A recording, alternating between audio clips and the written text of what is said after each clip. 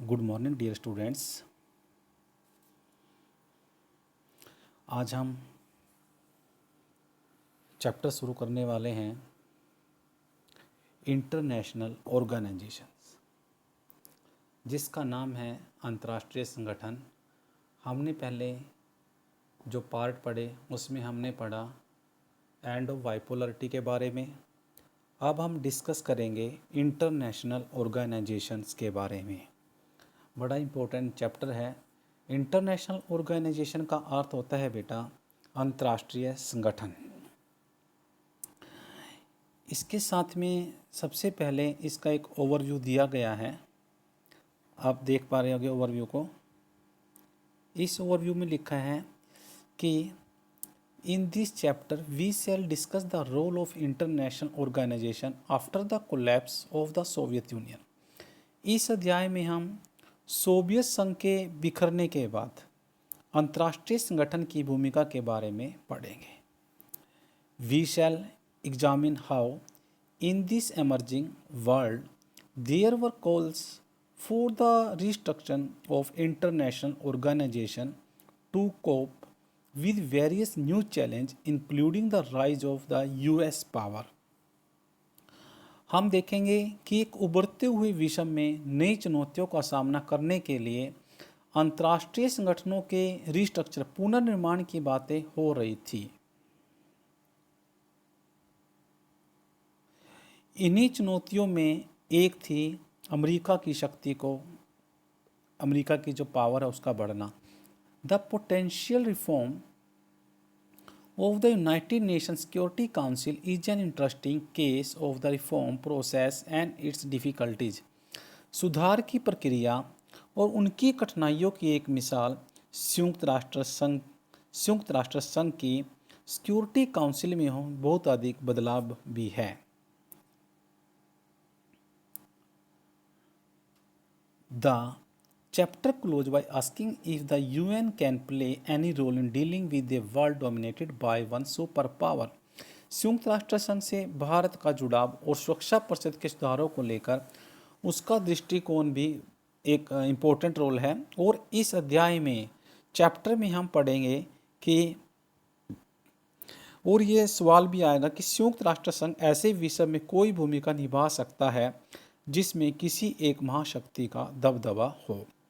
In this chapter we also look at some other transnational organisation that are the playing a crucial role, जिसमें किसी एक महाशक्ति का दबदबा होगा। और इस अध्याय में महत्वपूर्ण भूमिका निभाने वाले कुछ अंतर्राष्ट्रीय संगठनों पर भी चर्चा करेंगे। आप सभी को बता दें, जो इंटरनेशनल ऑर्गेनाइजेशन बना था इसका मेन गोल्स क्या था। इसका मेन गोल्स था बेटा थर्ड वर्ल्ड वार को रोकना। यह सदा क्या चाहता था कि थर्ड वर्ल्ड वार ना हो, और इसने सदा ही पीस शांति की व्यवस्था बनाए रखने के लिए ही सदा ऑर्गेनाइजेशन बना। और इसका अगर पेपर में आता है, इसका लॉन्ग क्वेश्चन आता है, इसका मेन मोटिव था क्या था बेटा, थर्ड वर्ल्ड वार को रोकना।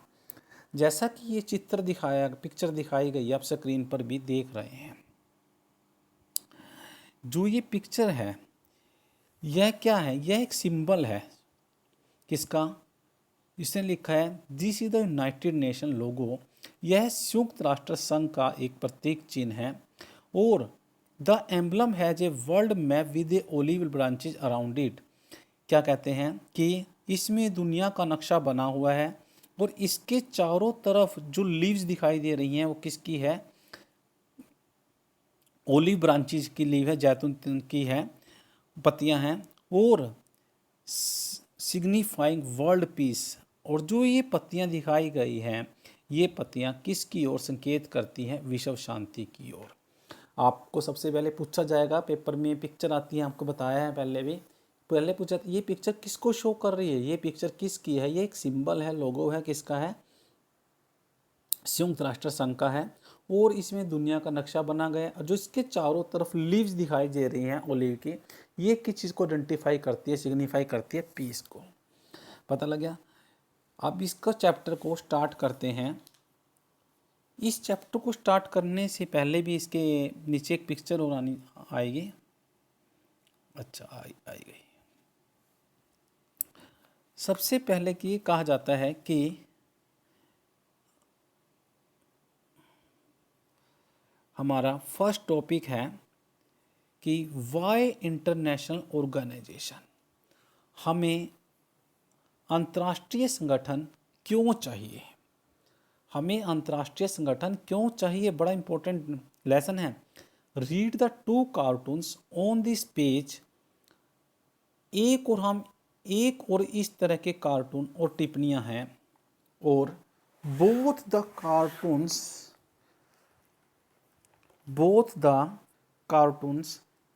comment on the effectiveness of the United Nations organization, usually referred to as the UN, in the Lebanon crisis in 2006। इसको भी अंडरलाइन कर लें। इसने क्या कहा कि संयुक्त राष्ट्र संघ को आज की दुनिया का सबसे महत्वपूर्ण ऑर्गेनाइजेशन माना जाता है। कहते हैं कि यूएन कहे जाने वाले इस संगठन को विश्व भर के बहुत से लोग एक अनिवार्य संगठन भी मानते हैं। क्यों मानते हैं? क्योंकि उन्होंने बताया कि हम इसको अंतर्राष्ट्रीय संगठन क्यों मानते हैं, क्योंकि usually refer to UN in the Lebanon crisis in 2006। जिस समय लेबनान के अंदर क्राइसिस हुआ, क्या हुआ? क्राइसिस, संकट हुआ, जिसको भी अंडरलाइन कर ले। क्वेश्चन ये पूछा जाएगा लेबनान में क्राइसिस कैसे हुआ।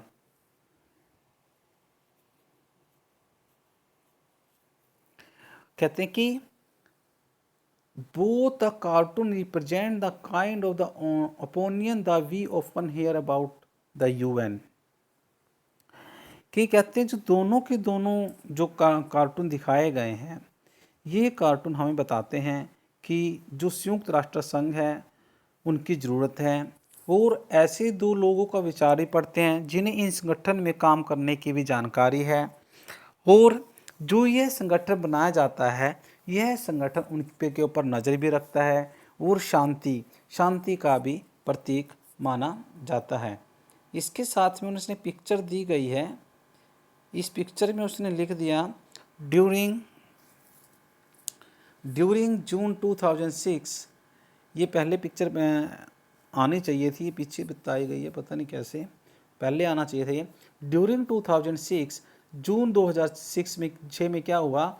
Israel attack Lebanon. मैंने आपको बताया, अंडरलाइन करें, इजराइल ने क्या किया? लेबनान पर अटैक किया, saying that it was necessary to control the militant group called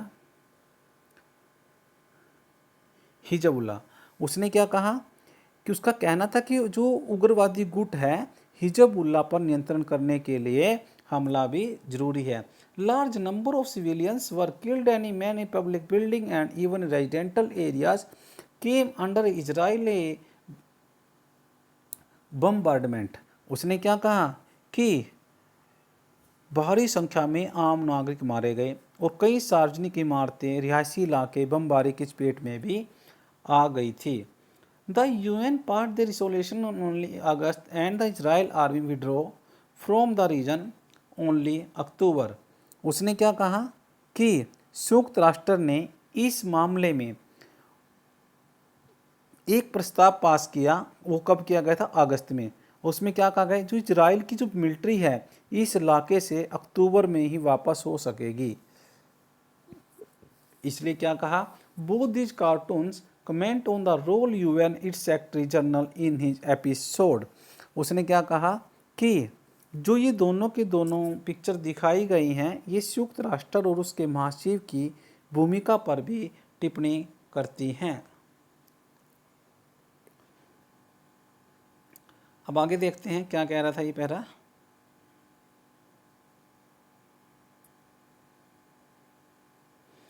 उसने क्या कहा? आगे कहता है कि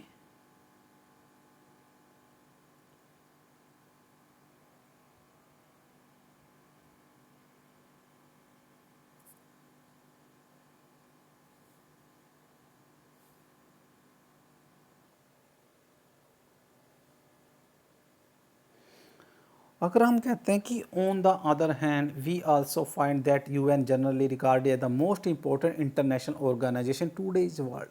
अगर देखा जाए दूसरे शब्दों में कि जो इंटरनेशनल ऑर्गेनाइजेशन है सबसे महत्वपूर्ण संगठन माना गया है पूरे संसार में। In the ice of many people, बहुत सारे लोग देखते हैं कि पूरे के पूरे वर्ल्ड में it is indispensable and represent the great of humanity for piece and progress, कि प्रत्येक जो पूरे के पूरे कंट्री वर्ल्ड में क्या है कि सारे के सारे में यही ह्यूमैनिटी में की शांति भी बनी रहे और सारे की सारी कंट्रियाँ प्रोग्रेस भी करें। Why do we then need organisation like the UNA, हमें संयुक्त राष्ट्र संघ ऐसे संगठनों की ज़रूरत क्यों है। Let us hear two insiders, जिन आओ दो लोगों के विचार पढ़ते हैं। पहले क्या विचार कहता है कि ये किसके विचार हैं, डैग हैमरस्कोल्ड के, मैंने आपको लिखवाया भी, अंडरलाइन भी करवाया था। The United Nation was not created to take humanity to heaven but to save it from hell. किसने कहा, डैग हैमरसोल्ड क्या कहते हैं, संयुक्त राष्ट्र संघ का गठन मानवता को स्वर्ग पहुंचाने के लिए नहीं बल्कि उसे नरक से बचाने के लिए हुआ है। देखो कितनी बड़ी कहते हैं कि जो यूनाइटेड नेशन बना है वो लोगों को स्वर्ग बचाने के लिए, स्वर्ग में जाने से, स्वर्ग पहुंचाने के लिए नहीं है बल्कि उन्हें नरक से बचाने के लिए बनाया गया है। उसके बाद जो दूसरी बात कहते हैं, कौन कहते हैं, कहते हैं कि talking shop, yes there are a lot of speeches and the meeting at the UN. कहते हैं कि आपने ठीक ही कहा है, संयुक्त राष्ट्र संघ में खूब बैठकें होती हैं और specially during the annual season the generally assembly, वो कहते हैं कि मीटिंग भी बहुत होती है और दबादब भाषण भी बहुत होता है। खासकर आम सभा के वार्षिक सत्र में तो कहते हैं जिस समय वार्षिक सत्र शुरू होता है उस समय तो बहुत ज़्यादा मीटिंगें और स्पीच होती हैं। बट एज ए चर्चिल भी क्या है, एक स्कॉलर्स हैं, फिलोसफर है, क्या कहते हैं, but as a Churchill put it jaw is better than war. इसको भी अंडरलाइन कर ले, पूछा जाता है कि चर्चिल क्या कहते हैं। चर्चिल कहते हैं कि हथियार लड़ाने से बढ़िया है कि जवान लड़ाई जाए। चर्चिल ने क्या कहा, जा इज बेटर देन वॉर, कहते हैं कि हथियार लड़ाने से बढ़िया है कि जवान लड़ाई जाए। Is not it better to have one place where all countries in the world can get together bore each other sometime with their words rather than bore holes into each other on the battlefield। Shashi Tharoor, बहुत important passage है बेटा ये। The former UN under secretary general for the communication and the public information, उसने क्या कहा कि क्या यह बेहतर नहीं कि एक ऐसी जगह भी हो जहाँ दुनिया के सारे देश इकट्ठे हों और कभी कभार क्या करें, अपनी बातों से एक दूसरे का सर खाएं और लड़ाई के मैदान में एक दूसरे का सर भी कलम करने के लिए सोचें। तो शशि थरूर जी क्या कहते हैं कि शशि थरूर क्या थे, farmer UN under secretary general भी रहे हैं। शशि थरूर संयुक्त राष्ट्र संघ में सार्वजनिक सूचना और संचार के पूर्व सचिव भी रहे हैं। These two quotes suggest something important। उसने क्या, ये दो उदाहरण एक महत्वपूर्ण बात की तरफ इशारा करते हैं। किस बात की तरफ इशारा करते हैं, देखते हैं कि international organisation are not the answer to everything but they are important.